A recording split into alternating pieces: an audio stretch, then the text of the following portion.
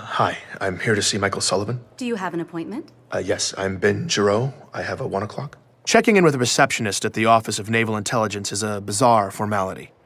Announcing myself, her asking me who I was there to see, it was all just an antiquated conversation, part of their efforts to put a more human face on the operation. In reality, surveillance knew where I'd been every minute since I'd stepped onto transit back at home. Throughout the morning, as I'd made my way from the Boston terminal, this receptionist had likely been prompted with dynamic updates of my exact arrival time, deviations from my optimal course, bathroom breaks, my average walking speed, however they did it. They'd been expecting me. I'll let him know you're here, Ben. Okay, thank you. The whole ONI facility was sleek and stark. Everywhere you look, it's sharp lines, the highest quality materials. Most striking, though, was the overwhelming amount of space and silence.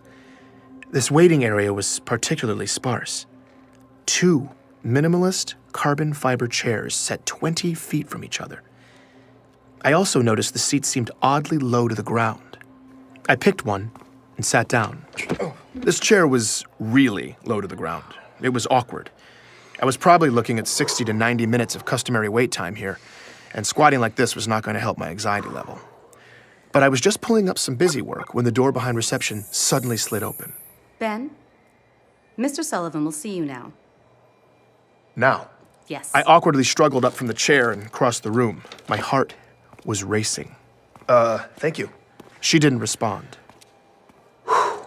I stepped into a narrow, empty hallway full of closed doors. I was about to turn around and ask where I was supposed to go, but the door immediately closed behind me. The lighting in the hallway shifted, indicating a closed door at the far end. I walked down the hallway past what I assumed were offices.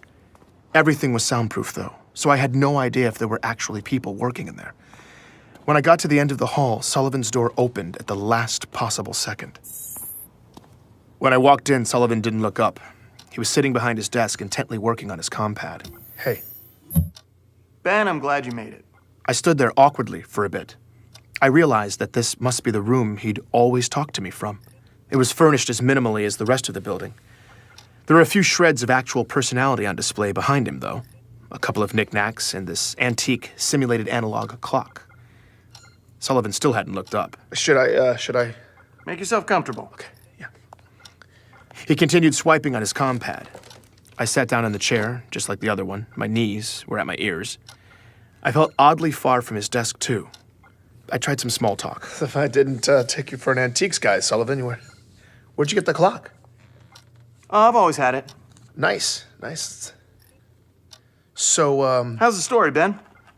it's good. You getting what you need? Absolutely. Want to make sure you're getting all your questions answered. Great. No, yeah, I am. I mean, Perfect. I was still desperately trying to figure out what was happening when Sullivan stopped swiping. He looked up at me for the first time, and he had this little twinkle in his eye. There's someone who'd like to talk to you, Ben. I'm Benjamin Giroux, and this is Hunt the Truth.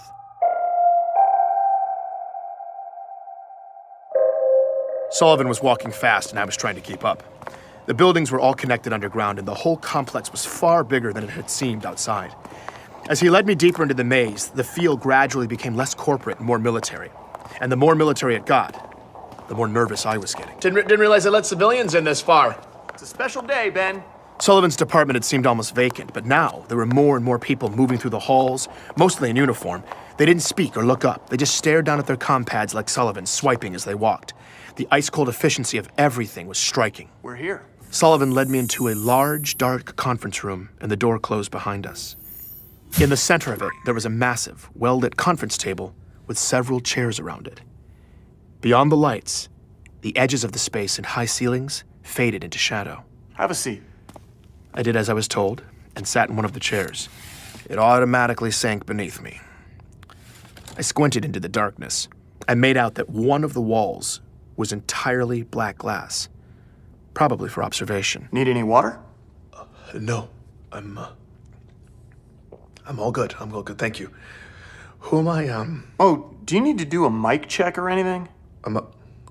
Mic check? Mic check? Are we I want to make sure you get all of this. get all of? What? Listen, I just... Relax, Ben. This is gonna be big. Sully, I just wanted to say that Ben, he's about to walk in. Focus. Sully, I just wanted to say that I had every intention... May I present to you Senior Chief Petty Officer Franklin Mendez. Hi, Ben. How are you? I stood up. The man who walked in was extraordinarily decorated. Gold stars, silver stars, bronze stars, purple hearts, the Legion of Honor. He looked gritty and hardened, probably by decades of battle. Good afternoon, sir. We gonna talk about the chief? Mendez is the man who trained the chief, Ben. I told you I'd take care of you. You're gonna have everything you need for this story. It was an interview. This was not at all what I was expecting. I don't know what I was expecting, but it wasn't a high-profile face-to-face. All my anxiety completely evaporated. Right, yes, of course. So you're the man to talk to when it comes to the Spartans, huh? That's correct. My conversation with Thomas hadn't been flagged. Petra was right. There was no way Sullivan wouldn't have at least said something. I couldn't believe it. My relief blossomed into full awe. I was about to get an insider's perspective from the man who personally trained the Master Chief. Yeah, Chief's got a bad habit of jumping out of the dropship instead of waiting for it to land. Let his armor absorb the fall. But that's his prerogative at this point, I guess. And it gets him a hell of a drop on the enemy. No civilian had ever heard this kind of detail about the Master Chief. Mendez told me that it wasn't long after boot camp that John's unique combination of abilities and drive established a fledgling reputation for the young man. That kid blew me away. His acumen, his mental quickness, his physical abilities, tactical judgment. I could tell even from a young age that John was a burgeoning, complete package. There was no question in my mind that he was ready for the augmentations. And he couldn't wait. Once John had the procedures done, Mendez said everyone was blown away by the results. Medical engineers said his systems integrated flawlessly with the tech. His recovery time was impressively brief. But what was most incredible was how quickly his brain was able to acclimate to the upgrades. It can be like starting from scratch again after those procedures.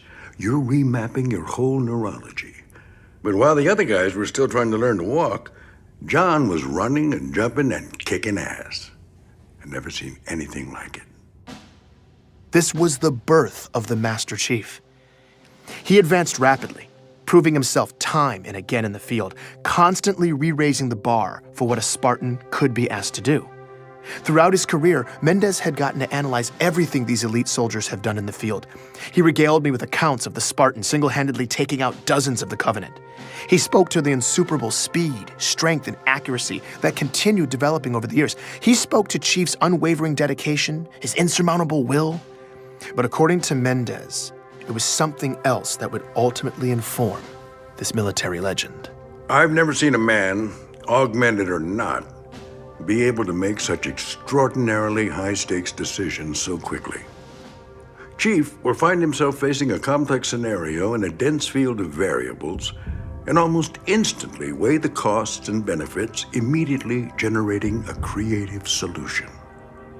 He faces dilemmas, ethical, tactical, tough situations that would buckle most human beings if they had a year to mull it over.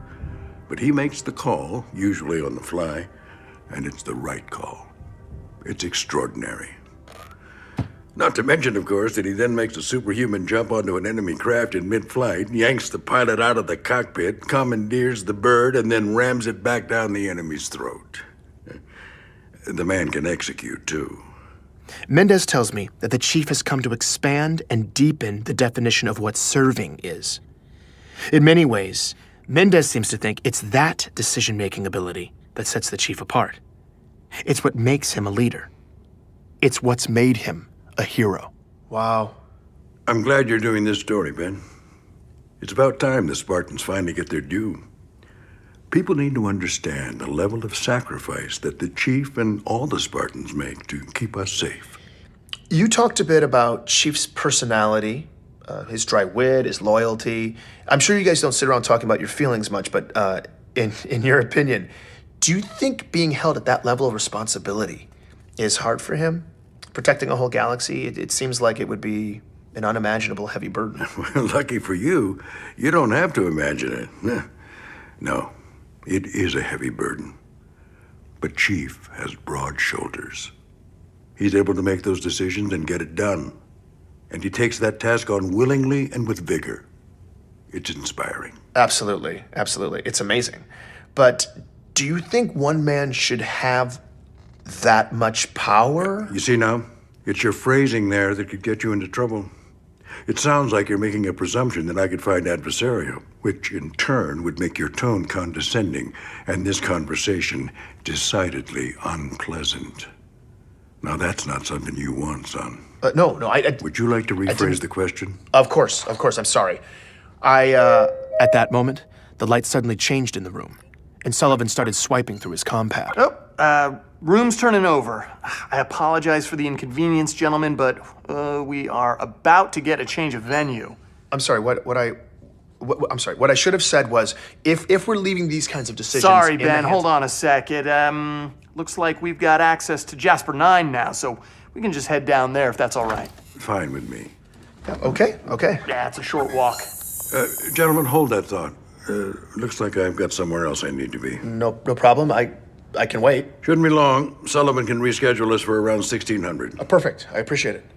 You should appreciate what my Spartans did instead.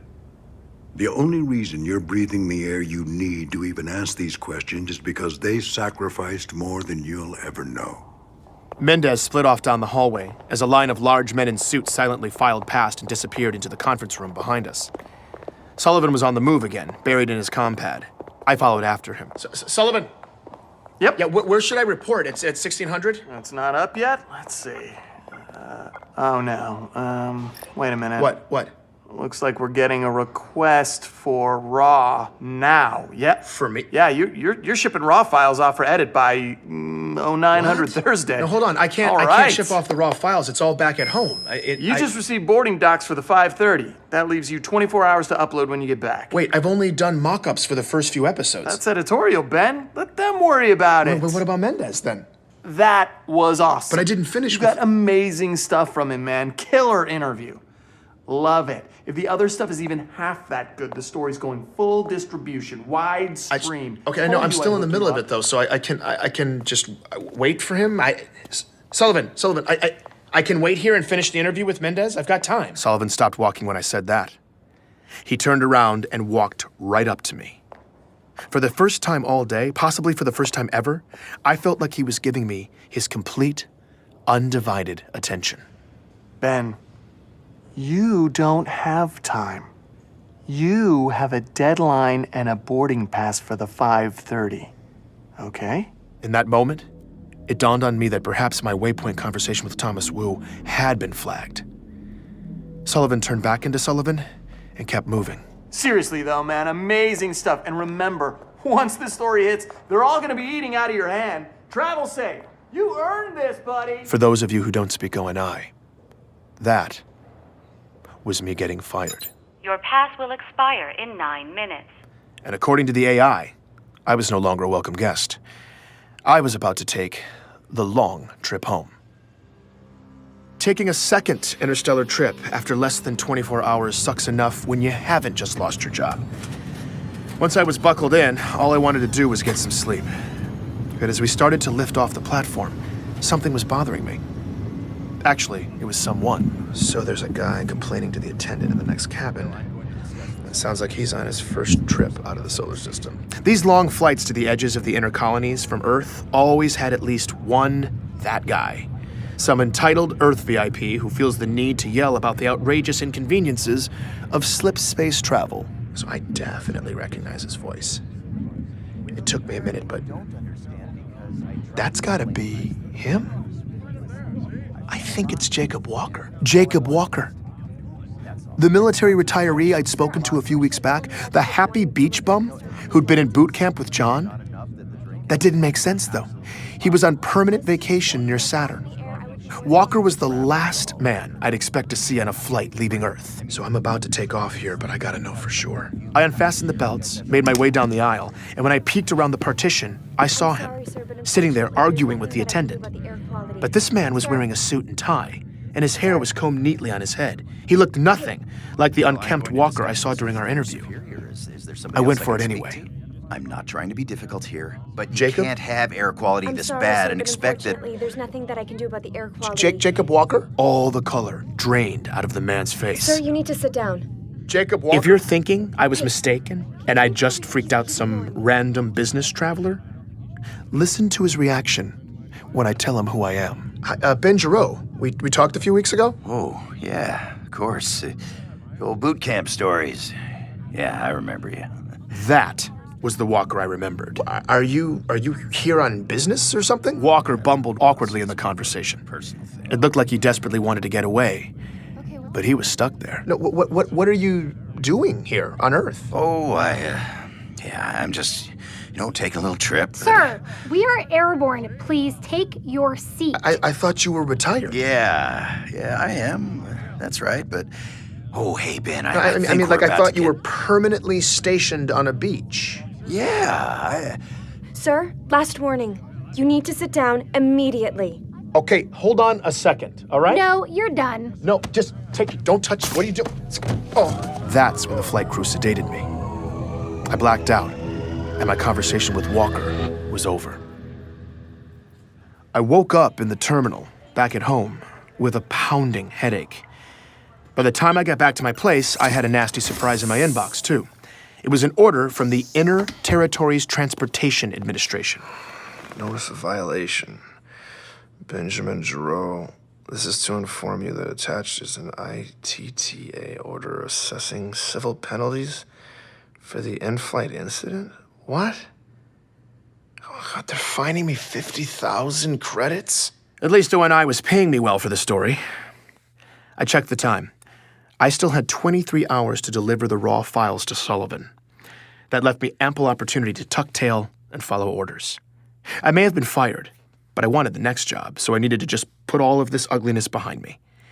This story was going to be someone else's problem now. I was queuing everything up to send off to Sullivan when I noticed my comm pad was still recording. It had been recording the whole time. The file was massive. I scanned back to the beginning. Most of it was me sleeping, but then I heard something I hadn't remembered happening. It was right after the flight crew had put me down.